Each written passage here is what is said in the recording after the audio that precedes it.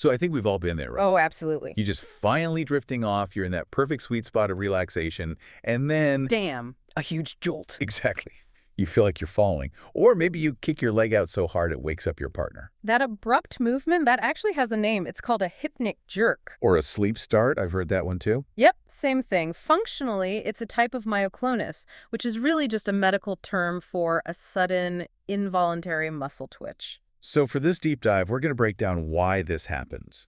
Because the official classification just calls it a normal variant, which sounds, well, a bit dismissive. It does. And our mission here is to figure out why this incredibly common thing occurs and, how to tell when it's just harmless versus something a little more complex. And it is so common. I saw a figure that something like 80% of people experience them. Up to 80%, yeah. So if this happens to you, you are definitely not alone. But the physiology is what gets me.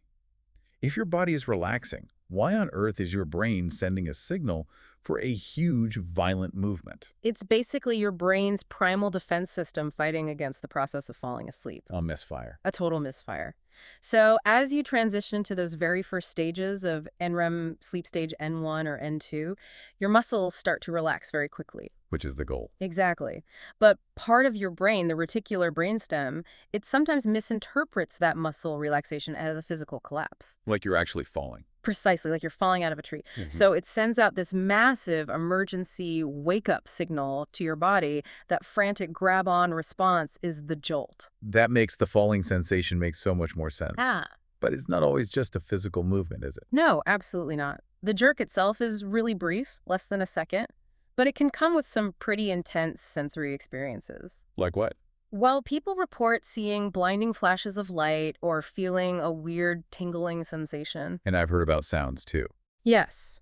Hearing extremely loud noises, like a bang or a snap, that one is actually known as exploding head syndrome. That sounds terrifying. It sounds awful, but it's linked to the exact same transition phase in the brain. So it's like a perfect storm of brain signals getting crossed.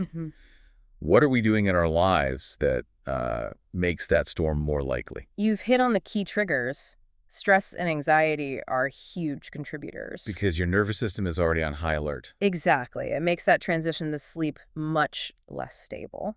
Then you add in sleep deprivation and stimulants like caffeine or nicotine too close to bedtime. And you're just ramping everything up. You're creating the perfect conditions for it. And I guess if that cycle keeps going, it stops being just a harmless little quirk.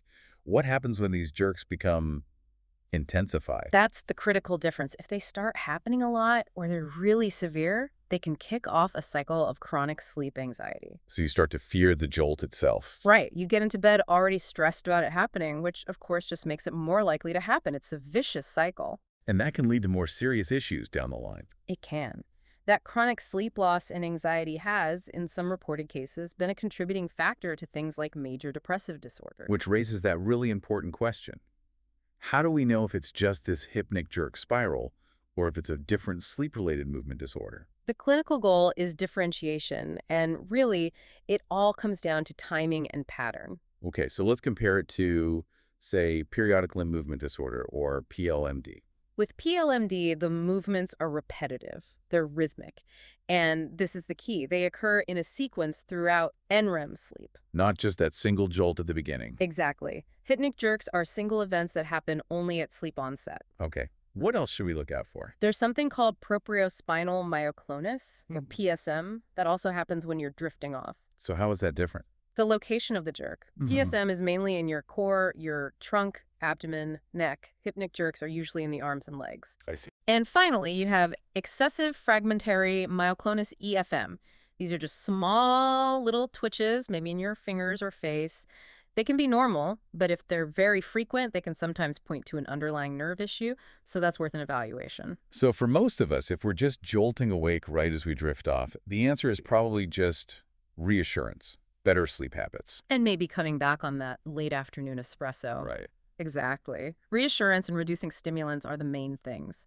For those very rare, severe cases that are causing true insomnia, a doctor might prescribe a low-dose medication like clonazepam to help break that anxiety cycle.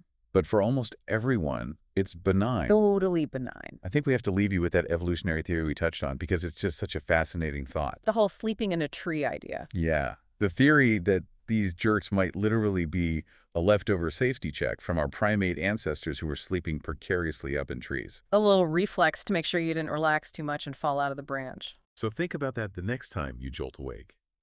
How deep-seated are our ancient tree-sleeping reflexes even now in the most modern stages of just trying to fall asleep?